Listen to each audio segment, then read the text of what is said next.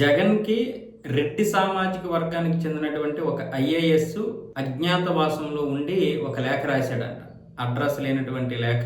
ఆ లేఖ సారాంశం ఏంటంటే, జగన్మోహన్ రెడ్డిని కిమ్‌తో పోల్చే విధంగా ఒక సీన్ క్రియేట్ చేస్తున్నారు. దాన్నే ప్రచారంలో వాడుతారు. అది సోషల్ మీడియాలో విస్తృతంగా ప్రచారం చేయబడుతుంది. ఇంకా చేయబడుతుంది. ఎలక్షన్ వచ్చే టైంకి నిన్ను ఒక కిమ్‌గా తీర్చిదిద్దాలనుకుంటున్నారు కాబట్టి జాగ్రత్తగా ఉండాలి. అలాగే కార్యకర్తలకి ధైర్యం చెప్పాలన్న విధంగా ఆ ఐఏఎస్ అధికారి ఆ లేఖలో రాసినట్లుగా ఇప్పుడు వైసీపీ వర్గాలు అయితే చెబుతున్నాయి. అలాగే లడ్డూ కల్తీ విషయంలో కూడా నోరు మెదపకుండా ఉండాలి. దాంతోపాటు మిగతా విషయంలో కూడా నోరు మెదపకుండా ఉండాలి. అలాగే కార్యకర్తలకి భరోసా ఇచ్చే విషయంలో మాత్రం ఇంకా ముందు ఉండాలి. జగన్మోహన్ రెడ్డి చేసినటువంటివి చెప్పుకోలేకపోయినటువంటి సందర్భాన్ని కూడా ఆ ఐఏఎస్ అధికారి గుర్తించాడంట.